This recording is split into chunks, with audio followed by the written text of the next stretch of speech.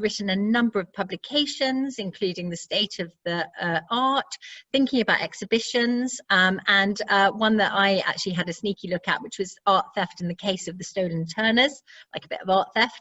And he is currently chair of many things. So he's chair of the Fabric Advisory of St Paul's Cathedral. He also is on the Art Advisory Group for Maggie's Cancer Care Centres, which we've done a fundraising event. I love Maggie's. Is a trustee of the Courthole Collection, the National Trust, and a member of the Bank of England Banknote Character Advisory Committee. So that's, you know, if we haven't got the right expert to fill us in on a few things, then we've done something wrong there. So thank you, Sandy. And then on to Caro, who is director of the Foundling Museum, which I hope all of you who are attending today have been to. And if not, when it reopens, please go soon, because it is a jewel of a museum. Caro was previously head of education and public events at Whitechapel Gallery and oversaw quite a dramatic expansion at Whitechapel. She's also spent 10 years at the Tate, I believe, and developed quite a few initiatives, and in fact award-winning initiatives for disabled people, which has kind of transformed how people can view some of the collections. Caro also co-chairs the Women Leaders in Museums Network, and the Charterhouse, and also Two Temple Place, which does wonderful exhibitions each year if you haven't been to it yet. It's an amazing little kind of, again, jewel of a museum where normally, and Caro can correct me, but I think it's always works that come from the regions and then, or tour, so that you can kind of have access to them, which is fantastic. And so there we are. So I think what we might do is start with a kind of an overview question, and I'm going to address it to Sandy first. And really, I wanted to sort of look at what the future of small museums and collections that currently, you know, that have no income and little in reserve, what does that look for maybe in the next 6 months while we're going through this? And then maybe what will that happen in sort of 6 years' time? So Sandy first. And then right, thank you.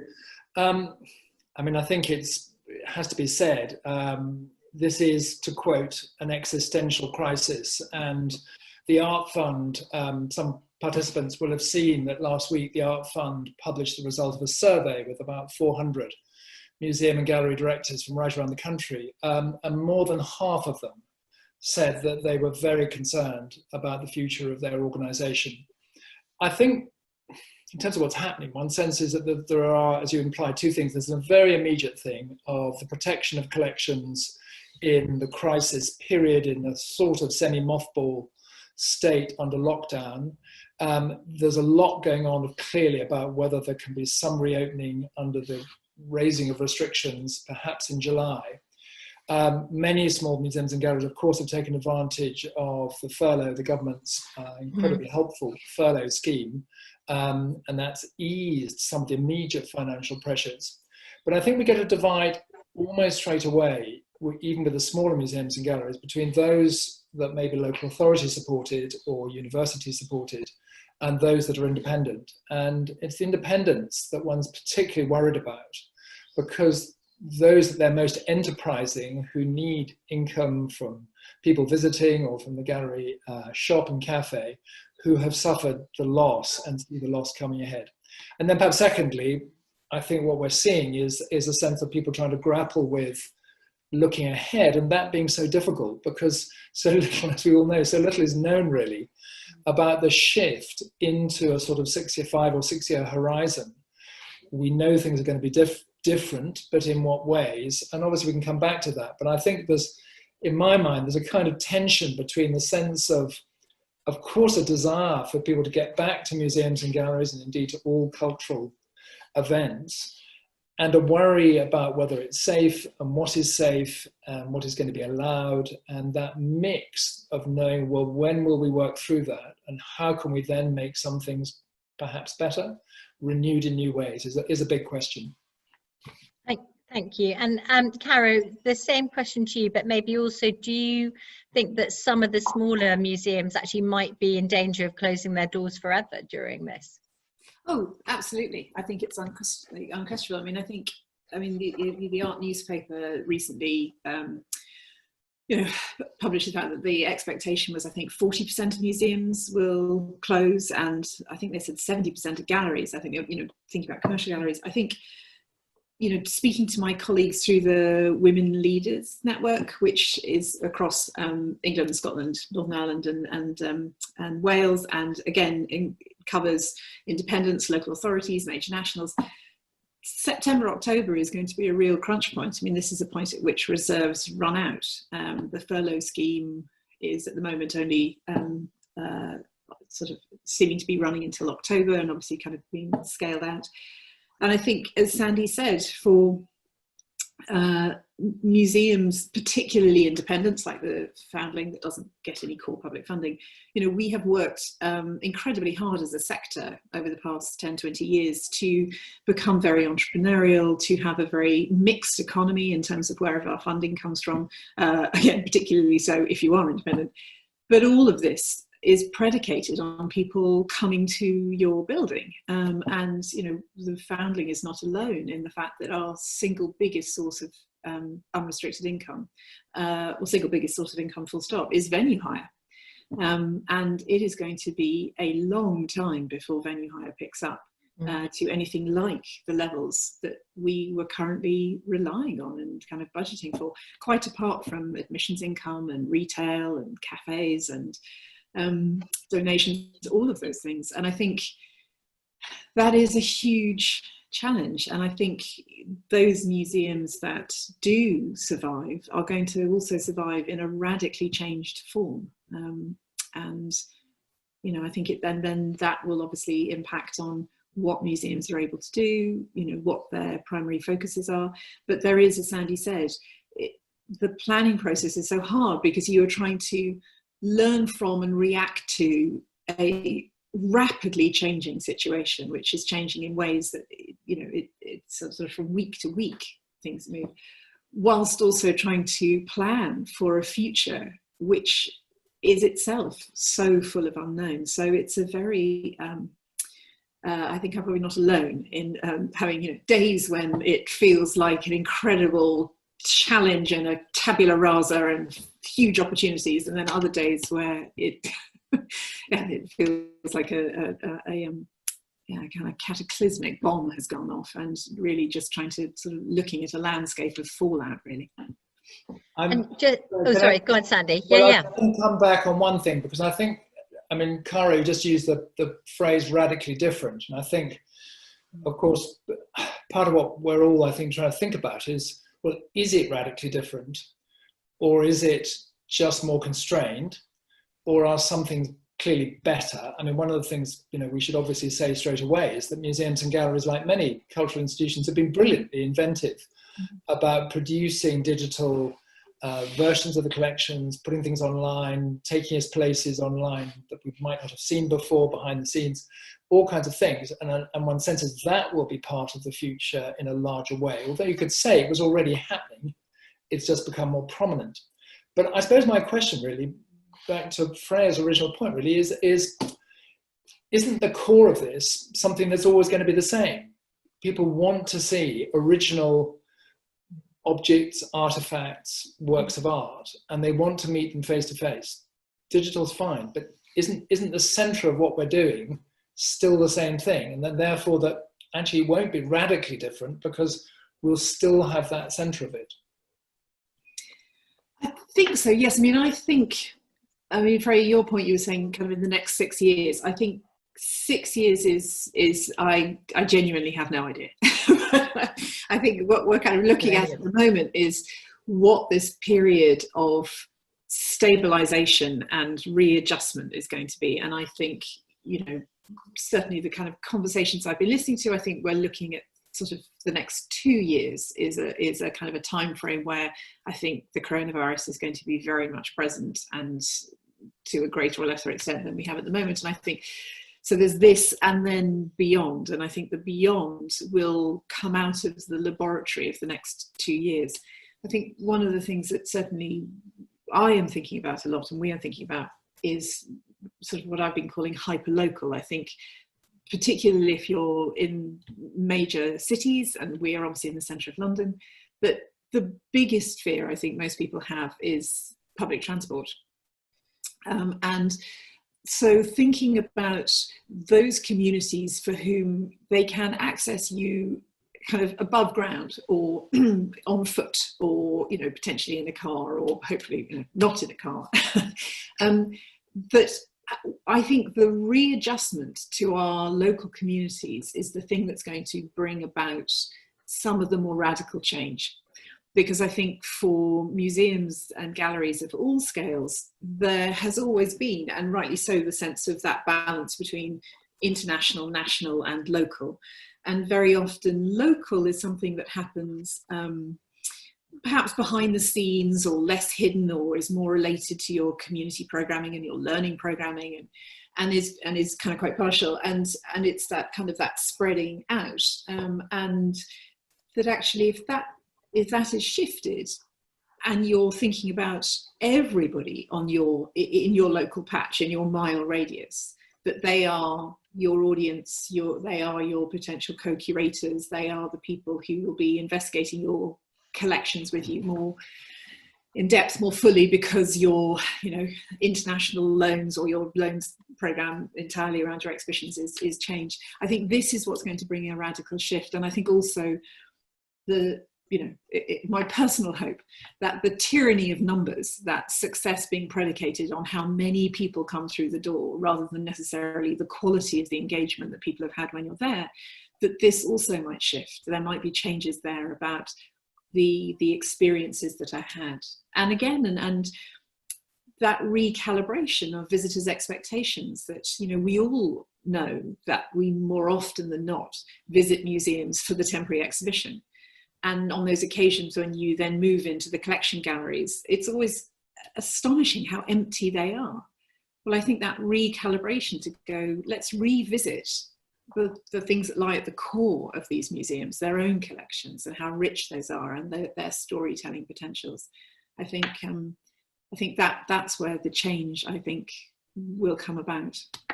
And sort of following on from that, I know sort of famously, Sandy, when you were at the MPG, you went from a kind of 60% subsidised museum and 40% sort of coming from maybe museum and entrepreneurial initiatives, and that flipping over. Do you see that, I mean, are the government going to be able to support any more some of these cultural institutions, or are museum directors just going to have to get more and more entrepreneurial? Yeah, I think that's the crucial question about whether entrepreneurship, so to speak, sort of the broader sense of enterprise. Can enterprise be reconfigured in new ways? I think many of the museums have got, you know, very good, really good at thinking for themselves. I mean, I think back to the Portrait Gallery, and as one example, you know, way ahead of the Olympics. When the Olympic chiefs were all, you know, trying to think what could or couldn't happen in the cultural program. You know, we'd already spoken to Lucien Freud, 6 years ahead of the Olympics, to ask Lucien to do a major exhibition for 2012, because we knew, we could see perfectly clearly that that was going to be the most important thing for us to do. And I think some of what, certainly the Portrait Gallery, I know we got good at, was trying to think, what could you stage at the right moment that people would really want to see? And to Caro's point about numbers, I mean, the thing I got most interested in is exhibitions that would make people cry. I mean, I didn't want to make people cry for the sake of making them unhappy, but actually looking for the emotional content became crucial. And at the same time, we'd already run, I never said it out loud, but I had in my mind what I call the no shuffle rule. In other words, to me, it was absolutely unacceptable that we sold too many tickets at a point at which you would actually be shuffling in an exhibition. To my mind, we were, if you like, morally wrong if we oversold the tickets. And I knew perfectly well that some other venues you went and you shuffled, and it was not a good experience. Of course, shuffling now feels like a sort of absurd idea in our present moment of social distance. But it does lead, as Caro rightly says, it does lead, and your point about enterprise, to say, well, okay, does that mean we then open out the hours? Do we open out the, you know, lots of museums have experimented with nighttime opening, but can you do nighttime opening at a much lower cost? can you do, one of the best sellers of the Portrait Gallery was, of course, the director's tour. I mean, I would sell, £500 a ticket for a director's tour. I love the idea that directors of the future will spend their whole time doing director's tours at £500 a shot. But obviously that's not going to work as a form of enterprise that can spread out and reach many people. And that's where Caro's point about local is so intriguing, about could we somehow have a way that on one hand would admit that for people who could afford it, they would have to pay more to go. And for people who might not think of it or can't afford it, they're going to pay even less. So could we somehow split the way we offer things to spread who gets there? Maybe that's in smaller numbers, but there's a more mixed economy. Maybe that's what we're after. Yeah. And I think also, that I think Sandy's right. I think the other thing, of course, because we're thinking about things like opening hours and stuff, but I think what's interesting and it's a challenge for the smaller museums is, for us it was that having worked at Tate and Whitechapel and stuff, so having had had that experience, the sense that audience expectation or visitor expectation, which is a really good thing, is they expect as much from a small independent museum as they do from a visit to Tate Modern in terms of visitor engagement, audience provision, whatever. But you're very often talking about a team which barely touches 2 digits, in a sense. So I think, one of the things that we're struggling with, and everybody will be struggling with, is that if you have only a handful of people, and you require at least 2 of them to be in the building to have the building open to the public, how does that work if you're then trying to open your hours earlier and later? And I think that's that thing, isn't it, is that you, I think we are all going to, as Sandy rightly said, we are as a sector incredibly entrepreneurial, and we are very, by definition, creative, and there will be solutions out there. But I think the challenges for the museums in the sector as a whole, they are very nuanced, and what can work for potentially a major national or a mid-scale, if you're talking about an institution that has sort of a total staff of 10, then you're... So actually, I think that might be quite a good time to sort of look at the volunteer sector actually for museums, because surely within museums, but also National Trust properties and everything, that there's a huge swell of kind of volunteers that sort of help prop these institutions up. And I guess, and maybe I'm wrong, but I guess quite a lot of these volunteers have ended up being put in the vulnerable sort of section of society at the moment, in the over 70s. And Sandy, is there a way that we can sort of still use these shielded people, or should we be recruiting younger volunteers who have been furloughed? Is there an opportunity in what's going on where we can open that kind of volunteer space to help support longer visiting hours?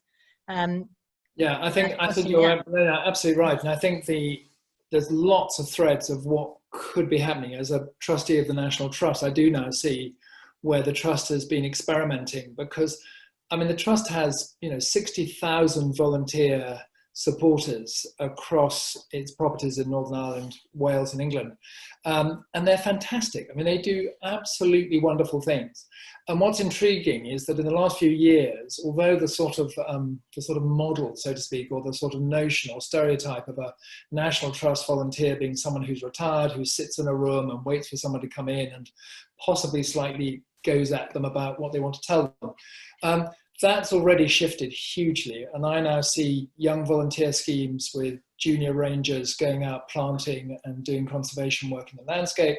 I see volunteers who are doing fantastic research work. One of the best exhibitions at Upton House a couple of years ago was entirely created by research volunteers working out the history of how a particular bank took itself to Upton during the war. There are many examples. So I think, yes, it leads to really interesting questions. Of course, it's got to be the right exchange, so that volunteers, you use the phrase that's very often used of propping up, but actually it's almost, what is the exchange for a volunteer that is really good for them? What is the right complementarity to paid staff? Because you can't make it work if you simply substitute volunteers for paid staff. That doesn't work. it's got to feel like a really good and creative arrangement between paid staff and volunteers. And also, you've got to do incredibly professional work with the volunteers. I mean, I've been fascinated over the last 4 years watching the Trust staff get all of the volunteers onto digital training. I actually just, as I so to speak, well, I am a volunteer myself for the Trust. I just undertook the online training for reopening, just out of interest, took the module. It was a digital module. I did it on my laptop. It was quite exacting that you had to learn things about how you'd be part of reopening.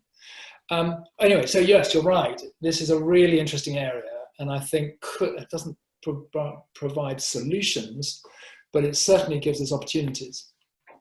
I think also, I mean, I've been really, not to the scale of the National Trust, but we have about 160 volunteers who work at the museum, and they are very diverse in their backgrounds, and a lot come from the local community, and a lot come from, we work with Mind, mental health charity, and Streetwise Opera, with people coming out of periods of homelessness. And it's true, the majority of our volunteers fall into kind of, in a sense, the more vulnerable categories. Interestingly, I also have 2 members of staff who have had shielding letters. So it's not just your volunteers who you're trying to manage.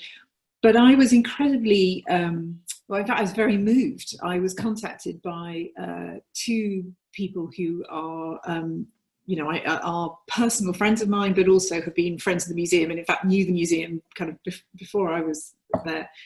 And they are both writers and researchers, and so they work from home and they're self-employed. And they both contacted me to say, if you're thinking of extending your opening hours when you reopen, if you're going to need to do that, and I'm thinking about your volunteers, I would be happy to help out. Please, would you think of me? Because I'm in my 40s, I'm happy to do this. I can as happily sit in your. And I thought that was an amazing response from, which I think we all need as in the cultural sector, is those organisations that you have an affection for.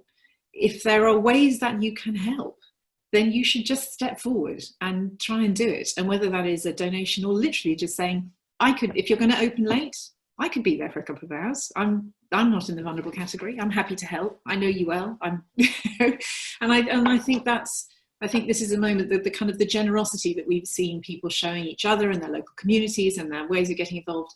This is that moment as well, I think, for us as a sector, and those people who care about the sector to think about where they can go. And that's as much me and how I can help as it is, my visitors. I wonder, actually, just thinking about sort of corporate sponsors and partners, where that could be also a kind of an add-on for everybody involved, in the sense that if you've got a kind of a corporate institution behind you that's giving the money, if actually some of their staff can come in and kind of take half a day, but to volunteer instead at a museum, might be kind of a quite good win-win for everybody as well. So people sort of feel the benefit of the sponsorship. I think, no, it's a very good point, Freya. And I think that for sponsors and corporate supporters, it'll be really interesting to see how things can change. And I think we'll find models, if you like, right out in the regions that are probably some of the best models of small companies and firms where they've already had engagement with galleries and museums, with collections. Thinking slightly differently about what they can do. Even I can remember when I was at Tate, the models of corporate support in London were completely irrelevant in St Ives. Tate St Ives, although it was part of a national institution, because all the businesses in that part of West Penwith in Cornwall are tiny, small, medium enterprises, none of them capable of doing sort of headline sponsorship. It just didn't apply. And even then, we were trying to form a sort of corporate business circle of getting people to work together to think how they could get benefits and get exchanges. So I think you're quite right. There's a really interesting area of what will be good for companies and what will be good for collections and museums that may be much more interactive. And I think also, thinking to your 2 to 6 years, I was talking to my chair last night who had been having a conversation with a CEO of an organisation that has a very large office block in Canary Wharf, and they're now in a situation where they are discussing about the viability of their building in terms of how many people can get into the lift at any one time, and they're, whatever it is, 28 floors up or something, and that what their liability is to being sued if a member of staff catches the coronavirus and I was saying to her, well, isn't that interesting? We might, this idea of that kind of those that segregated city that we all live in, where you travel an hour because that's where all the banks are to go and work over there, but then you kind of have to travel half an hour that way to get to your supermarket. And the thing that we lost, which is that notion of that mixed economy in terms of who's at your place, maybe we will find that actually the sort of that coagulation of the big businesses in one area, they have to break out into smaller spaces. Maybe we have to be amongst us and closer to the doors of the non-sexy small ones. I think that will be really interesting. It's all of those unseen ramifications. It had never even occurred to me. Yeah, which actually kind of goes back to your hyperlocal. I think whether that's in an inner city or out in the country, villages, towns, I think there inevitably or hopefully there will be those hyperlocal. Just going sort of into the digital space, and I'll start with you with this, Caro, is what do you think is sort of innovative, I suppose, effective, cost effective, that everyone's sort of accelerated what they're doing online. And I think people have been incredibly generous with their content, and they're doing so much and investing time and giving it. Is there a way that you could monetize this as a museum? And should you be looking to do that as a way of sort of boosting donations and funds? Well, I think it's interesting what's going on at the moment. And again, I think we are in a sort of slightly laboratory process and stabilization, because I think, again, there's a huge digital divide within the sector between, the smaller organizations and what their capacities and capabilities are, and the large ones. What I think has been very interesting is that a friend of mine at Birkbeck had just completed this huge museum mapping project. And that they were looking at museum websites since lockdown. And in fact, traffic to museum websites has just fallen off a cliff. And she said, which is this really interesting thing, that it proves that actually people visit websites prior to a visit. That's in a sense what that gateway is. So it's thinking about other content and how you bring people in. And I think, again, speaking to people, there's a divide between people who have been accessing more culture on screens and Zooms, and those people for whom, and that's probably those of us who are not furloughed, for whom actually the screen has become a kind of a sort of a deathly place, that when you finally get to kind of close your computer, you kind of, as it going back to Sandy's point about something that's actually 3D and sort of phenomenological, something that you actually sense. So I think we're going to be finding our feet as to what actually works. I think we're all kind of putting together, I think a lot of the content that, people have been doing very interesting things. Hastings Contemporary has had their lovely robot in there, kind of looking at the Quentin Blake show. And, there's certainly, we've been collaborating with our partner nurseries and primary schools who have been teaching the children of the key workers throughout this and doing kind of creative workshops for them online. But I think it will take a while to work out what people want, and also whether they are prepared to pay for it, because I think it's a difficult, people will pay for their Netflix kind of a monthly subscription, but it would be interesting to see how much money is being raised during lockdown through the kind of digital consumption. And I think it will, again, like all of these things, we're doing a lot of stuff to see what's working, and our audiences are changing with us. And I think, again, we need to come to think, but absolutely, it is going to become hugely important. And just as a very small example, we were in the middle of what was on track to be our most successful exhibition ever, portraying pregnancy, when we closed. And I've been into the museum to film it because I think, somewhere down the track, we would like to try and make an online version of it, precisely because we were getting so much interest in the show from international audiences who will never get to see the show now unless we find a way to capture it. I'm gutted. I'm one of those who didn't get to see it because I was booked in to come on an early morning tour with the Iwita group, I think, and you were going to do a speech. But I think one of the LAPADA members has loaned some things as well, an amazing wax figure model of a pregnant woman that kind of all the pieces. It's absolutely. Well, you can hear it here first. We have almost all of our lenders have allowed us to keep the works until the end of August. So providing it can reopen in early July, there will be another chance to see it. You just come and see the show while you can. I was lucky enough to see it before lockdown, and I would encourage that. It's an absolutely great show. Yeah. And Andy's point is right. It's better to see it in the flesh, however good our online version will be. You must come see it. I think there will be some new models. I mean, I've just been working with Salisbury Cathedral, who did they have a wonderful exhibition of contemporary art, sculpture and video for their 800th anniversary. And I was very pleased to write the catalogue introduction. And literally, it was about to open at the point of lockdown. But their curator, Jacqueline Cresswell, who, like you, Caro, she got into film. And they've done a wonderful digital version where you can go around the whole cathedral and you can see the different works. You can follow into each work and get more information. You can see the video pieces. There's a beautiful Mark Wallinger piece there. But of course, they want to reopen. And that has to still be the link.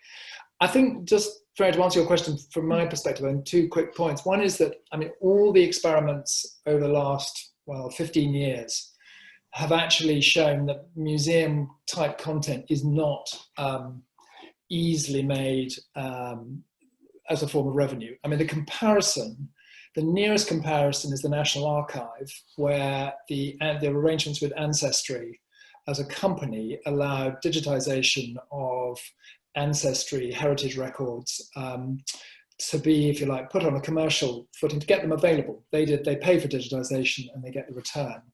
And it's a very particular area where people are used to and will pay for access to that material. But all the other experiments with museums and galleries haven't worked. And I used to have quite a ding-dong with my beloved colleagues in the publication department at the Portrait Gallery, who were still holding out on restricting reproduction rights, or looking for reproduction licenses. And frankly, I used to tease them by saying, look, the day you can show me a tea towel from Texas that actually has a reproduction of a National Portrait Gallery painting on it, okay, then I'll take you more seriously if you think people are really infringing the use of our works.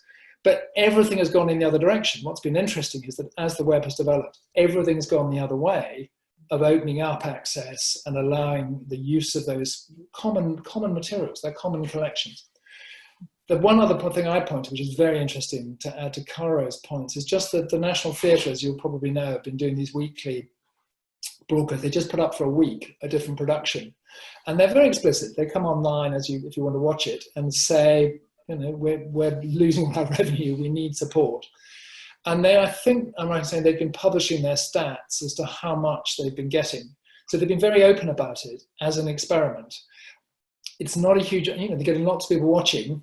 Only some of them are going through to donate. But the fact that some of them are is obviously a line to follow and to say, well, okay, that changes the idea of what you can afford to do, that you become more responsible if you can afford to do something, that you should pay for it. Yeah, and I think actually the ALVA, the Association of Leading Visitor Attractions, published a survey that was done in April.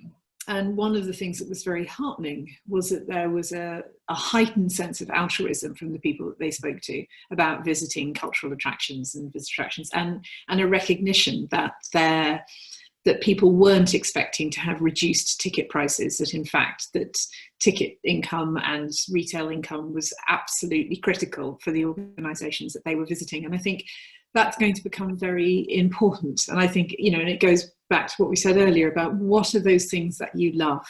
What, for each of us as individuals, what are the things that our landscape, our personal cultural landscapes would be the poorer for if they weren't there?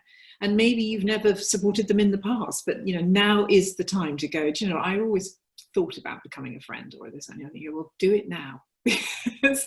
And apart from anything else, it's over lockdown, we've been receiving donations, just small donations from individuals. And I can't tell you what a shot in the arm it is for staff, because even though everybody's on furlough, I ping it out to everybody if a thing to just to let you know, Mrs. So-and-so from thing has just, sent in a check for £25. And you just go, oh my God, we're shocked, but people are thinking about us and remembering us. And it's great. It's lovely to know that you have friends out there who care about you, who you may never have met. So. It's just thinking about sort of loyalty and people's response to needing to see things in the flesh. Now, I'm sure that museums that have an open space and parkland might be places that people visit most, but it's been quite interesting since Kew Gardens announced. I mean, those first kind of slots were sold out, I think, in hours in terms of being able to go and get your kind of time ticket for Kew. Do you think that it will change in terms of visitors, who have kind of crowded to sort of inner city galleries? Do you think some of those kind of country houses and gardens will experience an upsurge from this? And maybe first to Sandy and then... Well, certainly this is as a trustee of the National Trust, I'm seeing this across the picture at the moment, and the Trust, as you'll know, is trying to open up bit by bit those places that it can. It can't yet open houses as interiors, but it's working very hard to do that, and it does mean a change of expectation about booking a place in a car park. That's the critical thing. If you've got too many cars, you're going to make a real mess of the locality if people park in the wrong places. I think that the news so far is pretty good. People accept they really want to get to those places. They want to get a walk in the landscape. They want to go to beautiful places. They feel exactly as Caro indicates. These are things they really care about, and they want to experience them. Of course, what it takes away at the moment is spontaneity. It takes away, oh, we'll just do it now. But that'll come back. That'll come back. And I think that if we've just got something that also gives the other side of, it's a bit like, when booking tickets for exhibitions first came in, and people said, oh, it's such a bore to book a ticket. And I'd say, well, don't think about you. Think about someone in Newcastle. Because if they're going to take a train and come all the way from Newcastle, they don't want to do it on the off chance. They want to do it knowing that they can do it. Now, okay, Newcastle is unthinkable at this minute. But I think, therefore, the sort of sense of trust, it's all about trust, and trust for the National Trust and trust for other spaces. People need to feel trust. They need to feel trust in each other, trust in other people's behaviour.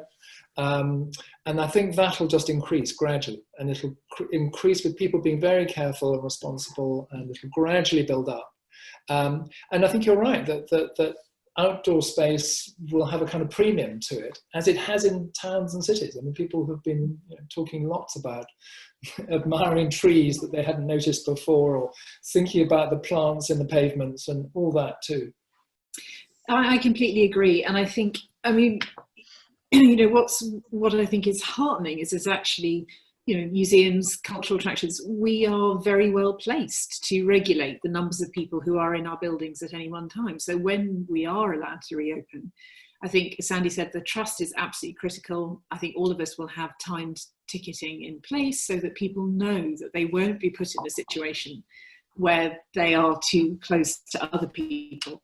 I think, interestingly, I've been, again, having interesting conversations with some of the other women leaders that we have considered, and we are actually just this on Monday decided we will have a sort of code of conduct, which we will make very explicit when people enter the museum, as well as all the automatic hand sanitizers, which just very gently lays out what we are requesting, the behaviours we are requesting of our visitors, and the fact that we will, if forced, will ask people to leave. Because I think what's interesting is, particularly I was talking to colleagues that did have access spaces, that there isn't that some people are, and you see it in the parks, some people are feeling clearly much more relaxed about it, and other people have a great deal of anxiety. And I think we will have a responsibility to ensure that our visitors understand that they will be safe in our environment, that the safeguarding procedures that we have always had in place to look after our staff, our visitors and our volunteers,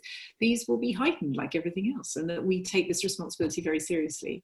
And whether you're lucky enough to have outside space or it is an interior space, people will be safe and looked after in our venues. And I think that for all of us is going to be absolutely front and centre in the way that we talk to our visitors and hopefully attract them back once we're allowed to reopen. Yeah, I mean, I think it's quite a fine line between making people feel safe and also, I mean, you were talking about people being relaxed. I think I've witnessed as well, people just forget. They're so excited to see someone and to share the space and a story with someone that they kind of, you see people going for the hug and then pulling back. And I think that's going to be very interesting, is how to make people feel safe, but also so they're, human. I mean, it's a tricky thing. I've just got two more. Yeah, go on. Sorry, just on that, there was a very interestingly provocative piece written, I think, last week by Dee Burkitt, who is a brilliant person who founded Kids in Museums. And she said, no, museums and galleries should not open until social distancing is overcome and we're allowed to be back to normal behaviour, which means people being close and hugging and being near each other and being able to tumble about, so to speak. And of course, I disagree with her, because I think we can do both. We can open while we can, but she was worried that somehow this would lead to sort of an old-fashioned form of museums and galleries with just a few elite people somehow enjoying them. But it needn't be like that. And that's where I disagree, because I think we can make it, back to Caro's community point, we can make it to those who can come, whether they're more local, having a terrific time, but of a new kind. And then, of course, as soon as it's safe to, so to speak, tumble appropriately about in activity form, then everybody will. Yeah. And I think also the thing is that people have been thinking about, when we were marking out the building, and we can take 52 people in the building at any one time with every social distance.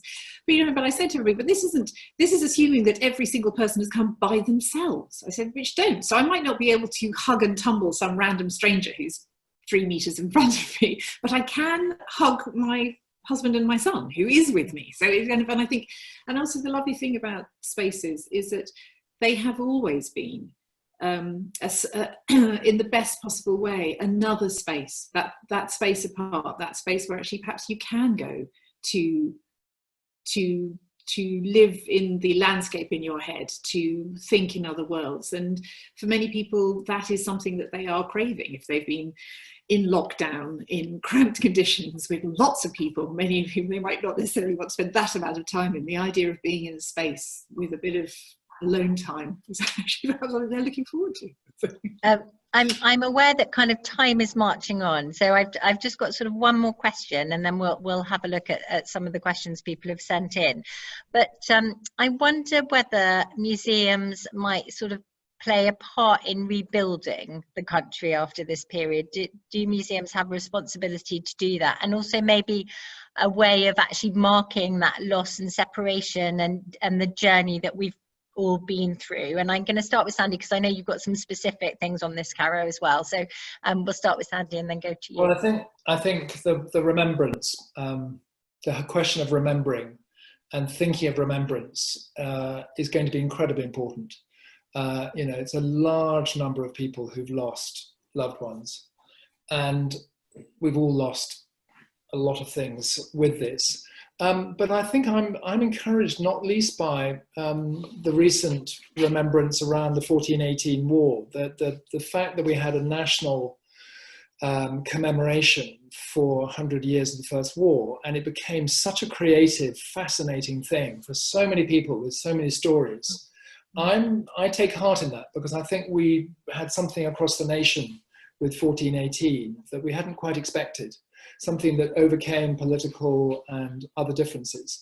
So I feel that can be something very important. One organisation I'm connected with at St Paul's has now just opened something called Remember Me, which is the digital book of remembrance for anybody who's lost somebody, being able to put an image and a message. And that's already got about 3,000 or 4,000 entries, and is already incredibly moving. Just reading some of those, very, very moving indeed. So I think cultural organisations of all kinds will be part of that. And then the other obvious point is the green agenda. I mean, museums and galleries, as other cultural organisations, have bit by bit been trying to do what they can to think green, this is going to be the moment of change for the next few years. The art world itself has been flying about the world too much. It knows it can't continue to do that. We'll have whole questions about how much travel still is important and a priority, and much else we'll need to think about in the new world. And Caro? Yes, well, I mean, as Freya, I was saying with you before, I mean, for us and the story that we tell at the Foundling Museum, separation and loss are two themes that run through our whole story. And we've been thinking a lot about the fact that, Sandy's point about going to museums to cry, I think it's the only museum I've ever worked in where our visitors of all ages routinely are in museum, Caro. cry at the Foundling. I cry every time I come. I know, and I think we feel that we are going to have a particular responsibility to provide that space, which is one that is sort of an emotionally safe and acknowledging space where this kind of collective trauma can surface. And it surfaces, it will, like all losses and traumas, it will surface at unexpected times. Things will trigger, and I think cultural institutions have an enormously important role and have always had an enormously important place for people to meet their feelings in unexpected ways, in an environment where they are translated into a kind of creative third party, where you have a bit of distance and yet recognize yourself and your own emotions in what you are with. And I think that will be a huge responsibility for all of us, but also something which is, as Sandy said with 1480 Now, provides fantastic creative opportunities for us to think about how we acknowledge collectively what we have all lost to greater or lesser extents. And for some that loss has been huge, and for others they're losses that they won't actually probably even register for a while to come. Thank you very much, and yeah, we look forward to seeing how the Foundling Museum will mark that, and also I will be looking at St Paul's to the Remember Me in a moment. Gillian, have we got a few questions, because we've sort of, time is running out, so I just wanted to be able to extract a question. Yeah, sure. So one question we have here is, should regional museums be looking to put their shops online and try to generate some interim revenue streams? Yes, if they can, but I think it's one, you don't get online retail is not a big earner, to put it crudely. But I think it's often about presence. If there's a way of doing it, it's a very good way of keeping up your presence, people knowing that you're there and that you're offering things. I think there'll be interesting questions about whether other people can help do it for small museums and galleries, i.e. you might have someone else running your web store who was nearby, a shop or a store who do digital things better, and online shopping. So I think that yes is the answer, but I don't think it's going to be a lot of money, but it's a very, very good thing to be doing. Yes, I mean, I agree. I think, we're a classic case in point. We sell our artist limited editions online because they are sort of financially viable to do. But, the resource outlay for a member of staff to go and gather up some pencils and a notebook and then wrap them up and then physically walk them down to the post office and then get them in and walk out. And I think that's that thing. It depends on the scale of the organisation. But I think Sandy's point is an important one. I think what's certainly coming out of the conversations that I've been having with my colleagues is a sense of wanting to be collegiate, and for the larger organisations, sort of beginning to have these conversations about what could we do to help you, because in the knowledge that the smaller organizations just don't have those resources to hand. Thank you. And Gillian, is there another one? Yep. Another one here is, are there ways in which local museums might collaborate in small groups to weather the COVID-19 storm?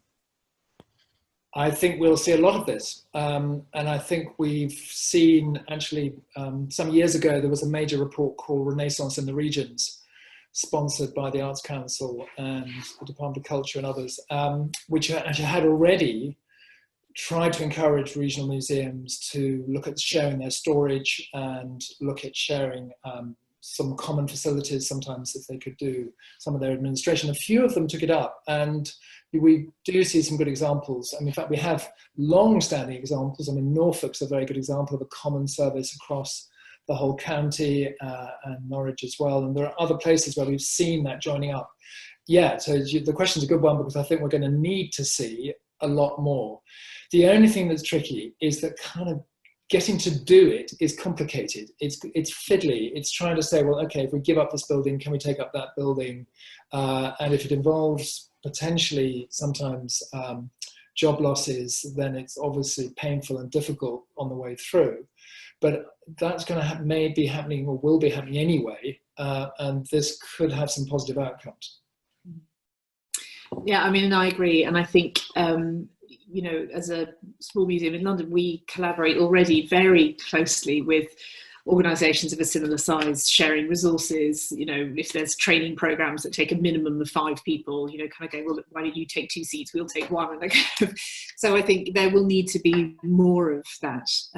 But as Sandy said, it's often quite fiddly, particularly, I think, between independent museums and, you know, as an example, you know, we are right on the doorstep of the Charles Dickens Museum, but we're a member of the Art Fund and they're not, and so Art Fund members get in free to us but don't to them. So little things about, you know, so there's always it's the fiddly nuance. But I think absolutely we've always been a very collegiate sector, and that is just going to become more necessary and more part of the course. I had one other question to ask you two, but I've seen something that's slightly off piece, but not really, given St Paul's and Salisbury Cathedral have both been mentioned. Somebody's asked what your thoughts are on kind of places of worship and whether they should actually be open soon now. Sandy, probably for you. I understand the question so well, because I know how incredibly painful it's been for communities and those, whether, you know, direct worshippers or those associated with church or other religious buildings, that they haven't been able to be open.